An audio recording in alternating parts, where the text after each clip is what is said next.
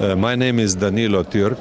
I was President of the Republic of Slovenia between 2007 and 2012. That was the third president since the independence of Slovenia. Well, these relations are excellent. When I was president, I made my own contribution. I have been to Turkey several times. President Gül at that time visited Slovenia.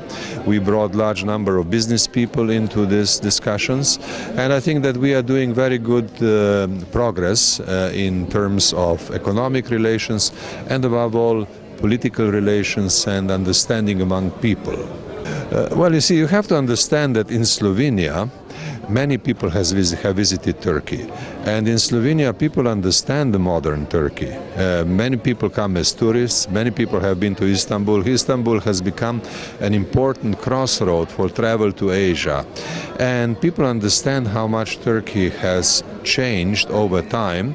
And also, when I came for the first time, I never thought that I'm coming to a very strictly Islamic country. I knew that I'm coming to a place where Islam is an important religious and cultural tradition, but that people look at the world as a whole. So I came to a place which is very cosmopolitan, and Istanbul is of course a very cosmopolitan city. Of course, Slovenia as member of European Union will always be among those who are pleading and will continue to plead for membership of Turkey in European Union. We think that that's the natural way to go.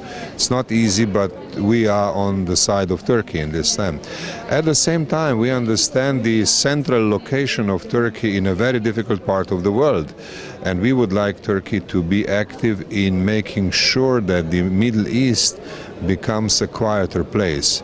Now President Erdogan visited Tehran very recently, and I think that that's a very welcome visit. We would like that type of communication to grow, and for actors who can contribute to peace in Middle East to do their utmost. And we see great hope in Turkey. And of course we in Slovenia have a rather special experience because most of the Muslims in Slovenia are coming from Bosnia and Herzegovina. So we have a traditional closeness. We are not culturally very far apart. We understand each other linguistically, and the brand of Islam that Muslims in Bosnia traditionally had was very much open to Christianity, to others. So we have an advantageous situation in that sense. So we can be a good example of coexistence. When I was teaching at the university, I had many students who had this Islamic background through their parents or grandparents, and I was very impressed by the way they handle language, legal concepts, and I said, you know, this is the way how one brings cultures together.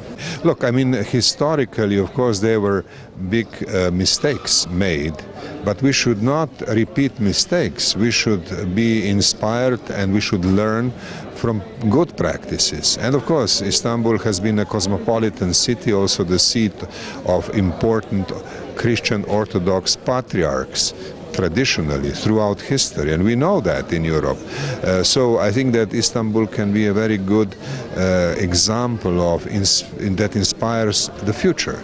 Now, of course, in Slovenia we are only now building a major Islamic center, and I have, as president, worked to make sure that we have a cultural Islamic center in addition to everything else that we already have. And I believe the future is about recognizing diversity and, you know, bringing people closer together. Thank you.